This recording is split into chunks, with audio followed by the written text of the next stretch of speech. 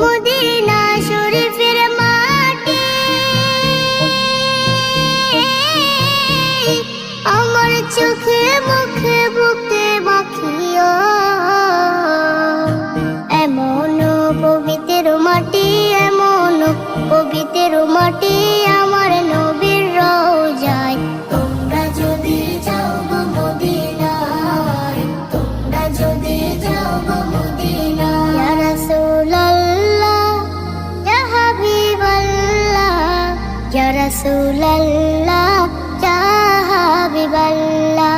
Medina শরীফের মাঝে